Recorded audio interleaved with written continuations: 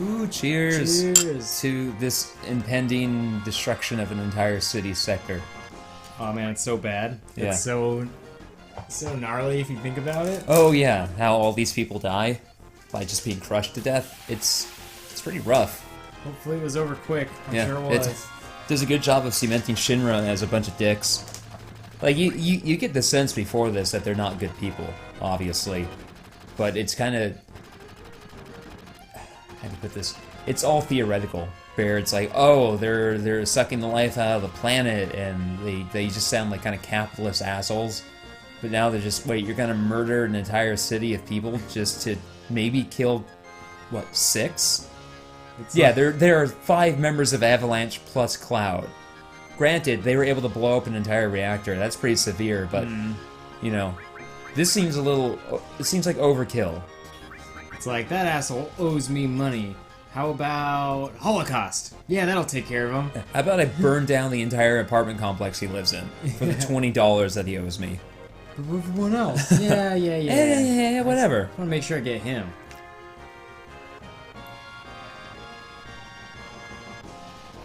Like this dumb helicopter. Why would a helicopter have a sidecar? Why is it such a Lego helicopter?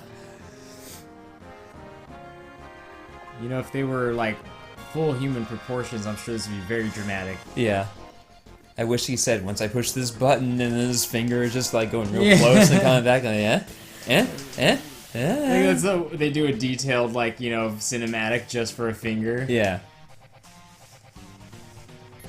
So when I first got to this fight, I lost because I didn't know how to handle this mechanic. What is this? He covers you in this pyramid, and you have to attack the pyramid to break the person out. If he manages to contain everyone within the pyramid, you can't act, and it's a game over. Huh.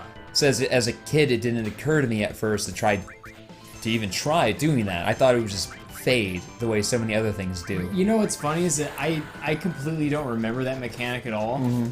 But now I can, after playing through the earlier games, or, you know, watching, you know, your video footage of you playing through it, this is so Final Fantasy to have a boss with a gimmick. Oh yeah, definitely. Like, I never would have saw that before as like, oh yeah, this is such a Final Fantasy thing to do, but it really is. You realize that it's a tradition that they're carrying on now. Like, as a long time, like, a fan who has been keeping up with the series to get to this point, you would definitely feel like, I don't know, vindicated, or, you know, you'd feel like you're on the inside. You'd be like, yeah, I know what they're doing. Because to me, I don't even remember the pyramid thing. Yeah. I don't know how I must have got through it. It doesn't wear off. It doesn't wear off at all. Like I said, if he manages to cover your entire party in them, it's game over. And so when I played it, I didn't think, oh, attack them, break the pyramid. Because it doesn't give you a prompt ever. It's not like when you fight the guard scorpion in the first reactor and it says attack while its tail is up, it'll counterattack with its laser. You get nothing here. Now, if Reno attacks somebody with the pyramid on, does it attack the pyramid or them? Either it attacks them or he doesn't attack people with pyramid active. I think he doesn't attack people with pyramid active because I can't recall it ever occurring in my many playthroughs. What a weird power. It is weird. Reno's a weird dude. He has a stick and a nice suit. And that rat tail, like, it's still cool. He pulls it off. He pulls it off. The ladies all want to suck on the tip of my rat tail. Probably because it's not a shitty looking, like, braided rat tail. It seems to just be a length of hair. Almost like a ponytail. More than a rat tail. God, rat tails are so gross. They're just gross. Just bald. Like real rat tails. Yeah. Ugh. They may as well be. I love that. Whoa, I love that. You brought up a good point a while ago. I don't remember if we ever got it on camera, but you posited something I had never considered, which is that the look of these character models might not be due to technical limitations. It might be them attempting to emulate the 2D models that they had in Final Fantasy VI. Like, they were trying to get that look active in 3D, and it didn't succeed, but that may have been what they were going for. Yeah. And I think there's evidence to support that in moments like that where Reno runs past Tifa and she spins in a circle on her heels because they're using these characters are still simple enough that they can give them these bold emotes like that. Yeah. And it works because of the way that they look. Whereas if they are more realistic looking, like if they did that in 8, it would look it would look weird and silly. But here, because they are cartoony and they kind of have the proportions of the 2D models from the sprite models from Final Fantasy 6 and 5, it's funny and it sells the moment.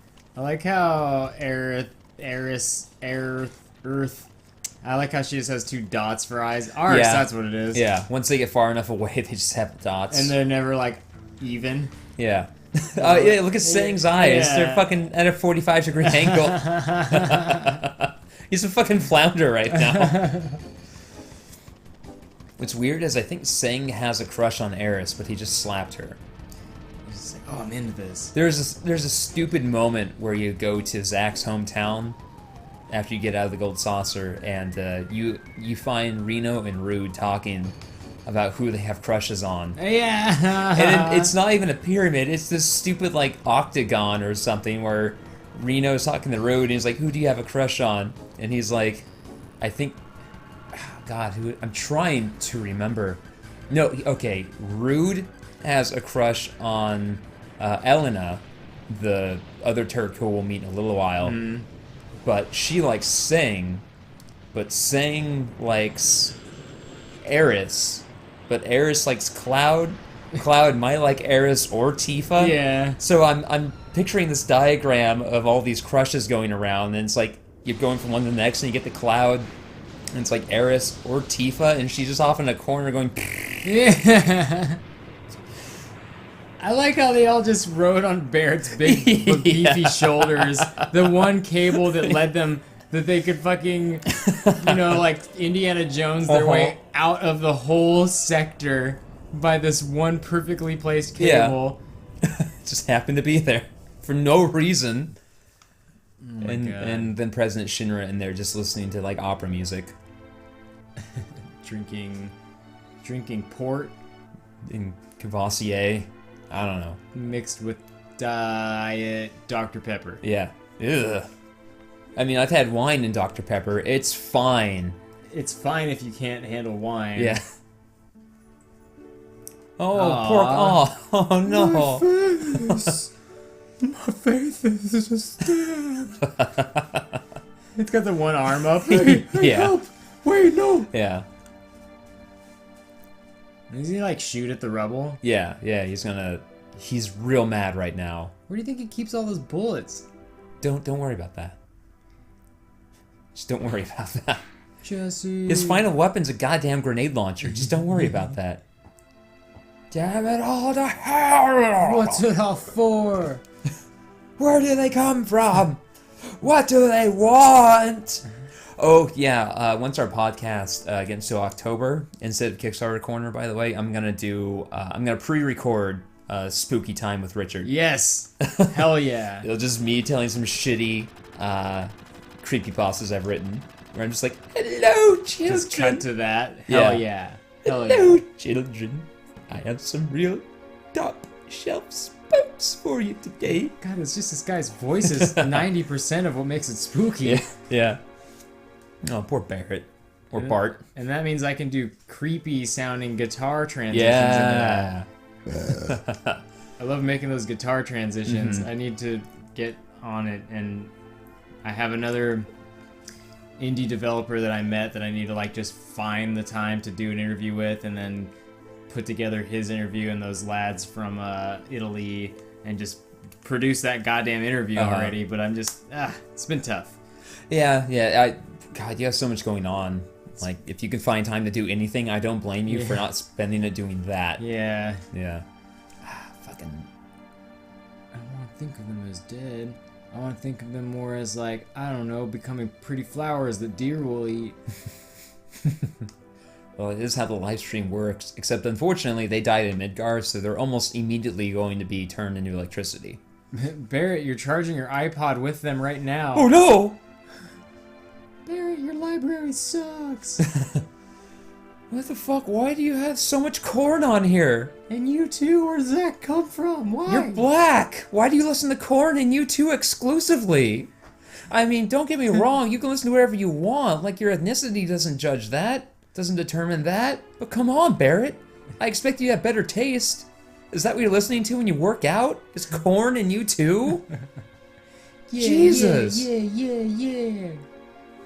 Hello, hello. Is that why you say that all the time? I've never said that. Is that where you got it from? You think you think you can like pass that off as something you came up with? We know where you got it from. No, guys, I've made it up myself. Yeah. I promise. The other thing I need to get on this year is, so what are the 3 things I need to do this year? 4 things. Year of Final Fantasy. Write and Clown Warriors. I need to ask someone out. And I need to start working on my ideas for that RPG. Those are the 4 things. Yeah. Because I'm looking at this moment right now, and I'm thinking about getting your characters from point to point, and doing it organically, so that the player knows where they need to go, and they know where they need to go, and it's organic that they need to go there. And the way they do it right here is Barrett is incredibly worried about Marlene. He thinks she's just smooshed right now. It's probably a Marlene sandwich. Yeah, but god damn it. But Game jokes. But then Tifa is like, I think she's okay because Eris said Marlene is safe. And it's like, well, where would she have taken Marlene? Well, probably to her mom's house. It's the only safe place in this whole area. Remember the sunlight? The Yeah. flowers? Yeah. No plate? And so you know where to go next. In my veins courses the blood of ancients. That sounds like an Iron Maiden. It That does. should be an Iron Maiden Yeah. lyric. Depending on how you sing it, it's either a great Iron Maiden lyric or a terrible nu metal lyric. Right? It's a fine line. It is a fine line. You be quiet, Riggs. Don't ruin this, Riggs. This is all we have. You're not gonna ruin this for us, Riggs. It's just Ethel, probably. I'm looking up at the Battle Beast poster up there, and I'm pretty sure that's basically an illustrator's interpretation of their lead singer, Nura, because she looks pretty mean like that. Yeah. But I tried to get a good picture of her at the show. I couldn't do it because I was way in the back, but she has basically... That one's a little bit better. She has basically Jamie's hair. Yeah, she does. Yeah, except hers is purple instead of blue. That's awesome. Yeah. I feel like her and Jamie would get along swimmingly. That'd be... Just 2 awesome women talking about all the cool shit they do. Do you boys have anything to say? We're just sitting there with like Not our really, chins yeah. on the back of our wrists. We're Yeah. just like... No, I just want to listen in. Just keep talking. This Yeah. is great. Not a real mother. A fake mother. Some far away place called Wu Tai. I sure hope you don't get shanghaied there in about 5 hours. That reference doesn't really make sense, but okay. It's not the weirdest thing we've heard in a Final Fantasy game. Before you get shanghaied, make sure to get some of that Korean barbecue. Yeah. Oh, look, it's Wig, Jesse, and Biggs having a fine moment, as if they were a couple at one time.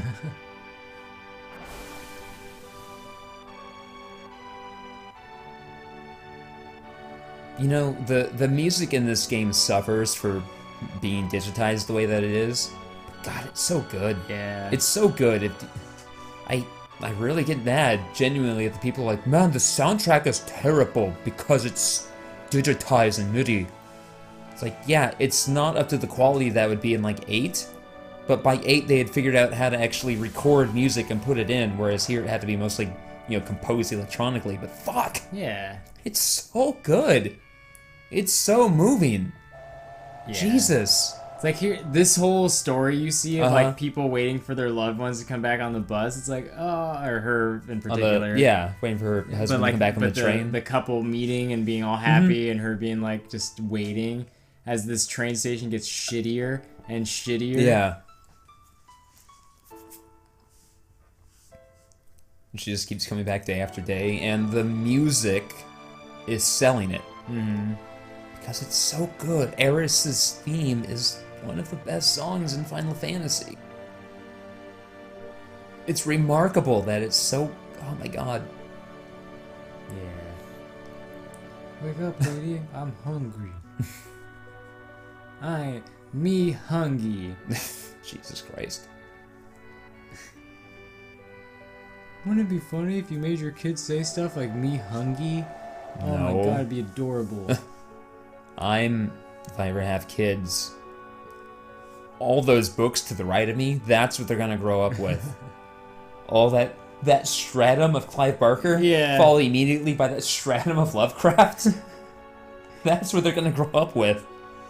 I might even squirrel away Uzumaki and Kyo on the bottom shelf where they can reach it when they're a toddler. Like, my wife is just like, can we move this up? No, it's high enough. It just, no, honey, no. If they stumble upon it, it's their own damn fault. Like, I have 2 copies of Scary Stories Treasury, the collection of the 3 Scary Stories to Tell in the Dark books. One is mine, and the other, if my brother will let me, is going to belong to my nephew, Cyrus, and that family. So then he can, give it to the other family as well, if need be.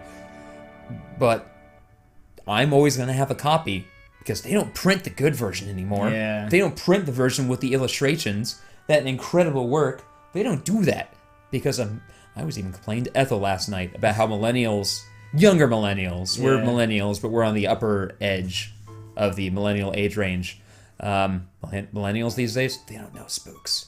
They don't fucking know spooks, right? They got their pastas and They have their their- Slenders. They have their crappy pastas. They got their Slendermans. They don't know top shelf spooks like we do. They have their shitty looking It remake. Yeah. Like, oh, the It trailer is here to give you nightmares. And I watched it and like, yeah, because a clown just running at... Granted, if a clown ran at me in a basement screaming, that'd be scary. But in a movie format, it's not scary. Yeah. Because you're just holding on this clown running going... But if you turn the page and this thing is staring at you. Yeah. If you turn the page and there's an image of a woman with a brood of spiders bursting from her face, as a kid, I would not let my fingers rest on that page, so afraid was I of that image. She's just looking at you, and there's no words. There's no words. There's nothing else to see. She barely exists on the page, but just enough to give you like A sense of horror. A sense of really good horror, because it's not like overly exaggerated. It's that moment where your brain can't process what's happening. Yeah. Actually, on that note, real quick, I watched Milk Oh yeah. a couple days ago from like 2008. How is it? It's really good, with Sean Penn and I think not Jared Leto. Another popular actor who's around a lot. He was in, I think, Pineapple Express with Seth Rogen. James Franco. Oh yeah. But the moment right at the end where Harvey Milk is murdered, not even assassinated, just murdered. The guy who kills him turns around and Sean Penn sees that he has a gun, and he puts up his hand and he says no. He doesn't scream it. He just says it in such a way that it's like your brain knows what's happening but doesn't want to accept it. And it's incredibly powerful. And fucking millennials don't know that. Yeah. They think it's spooky if you just have a guy with a knife be like, I'm gonna cut you up and eat you now. Ooh, also Slenderman's in the corner. But it was me all along and blew your mind. Yeah, basically. Jesus Christ.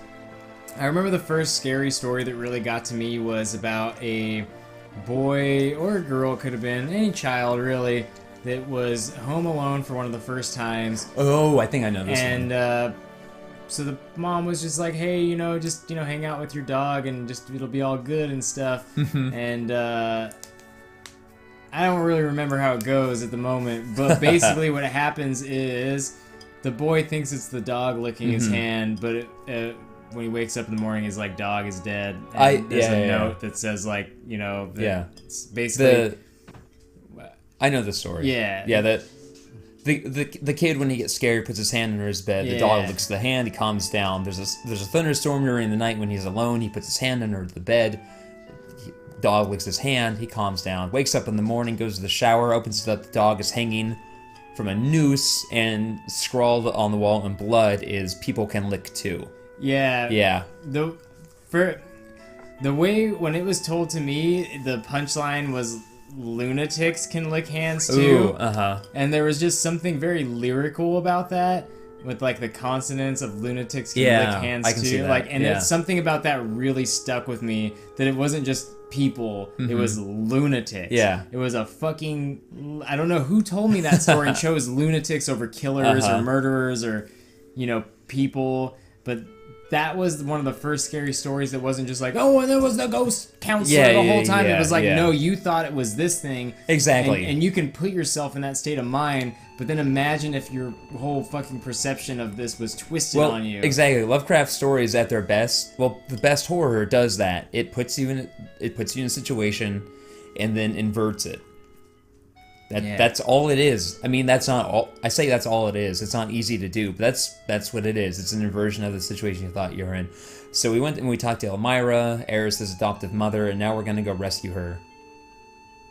So again, getting from point to point to point in an organic fashion. You know, this first part of the game's a lot more linear than I remember it being. Oh yeah, it's incredibly linear, which is good. It needs to be linear here, but